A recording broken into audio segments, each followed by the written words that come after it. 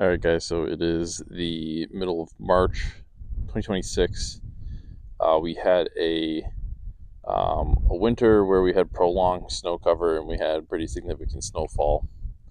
The snow cover lasted a while. So end result of that is once the snow melts out, and we've had a couple of days now where we have been snow free, and the snow has melted out, and we see um, this disease that is kind of common when you have prolonged snow cover.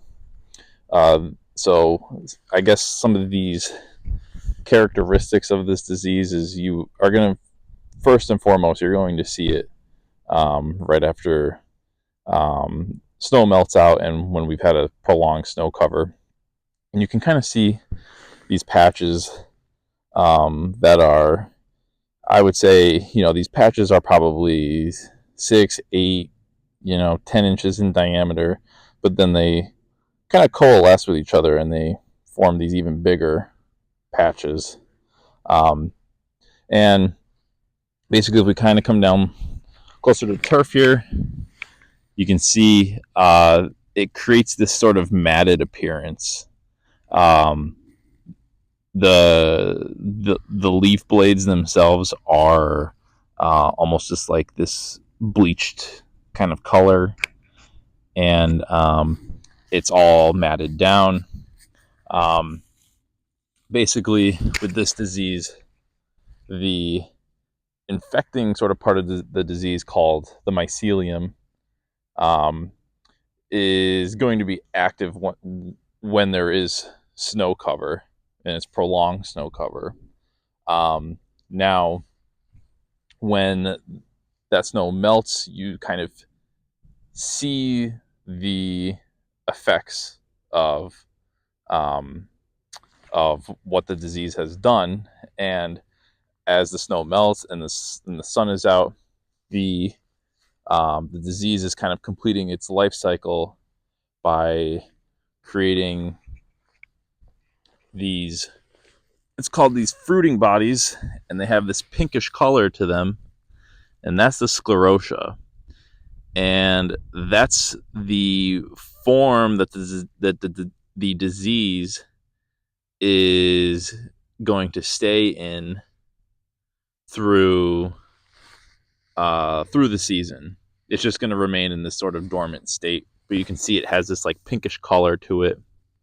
It's affecting the leaf blades, um, and basically these sclerotia, which are these fruiting bodies, are just going to stay in this dormant state through the entirety of the season, and essentially they're just going to hope for another winter like we did.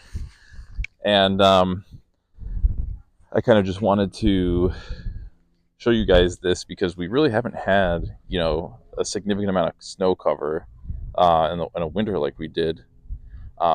So we don't really see this too often. However, this is a kind of common disease when you do have winters in areas that do have prolonged snow cover. Um, but basically, there's really this disease is really gonna it will resolve on its own. Um, Now, what you can do in the meantime is what you can do is, as I've kind of done here, is you can either take a rake or you can dethatch. But essentially, what you can do is just kind of stand the turf up, get it so it's not matted together, so we can get airflow flowing through, and that's going to just help. That's just going to help uh, the turf recover a bit quicker. Um, and once the turf starts actively growing again, this is all going to grow out and it's going to look fine. But in the meantime, yeah, you can do that just by taking a rake in these sort of areas if you see them, or a light dethatching would be fine as well. Just how I did here. So you just stand up the turf, get the airflow through the turf canopy. As far as fungicides, in terms of chemical control. Um, the, there is a strategy that you can take in terms of applying a fungicide in the fall. That would be very late fall, just like, prior to, like, the first snowfall of the year.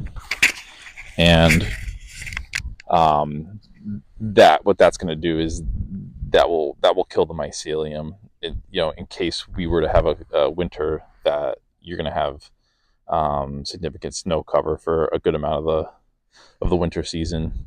Um, Other than that, like, you really can't do anything once the spring is here. Once you see these symptoms of the disease, if you were to try to apply a fungicide to control it now, it won't be effective.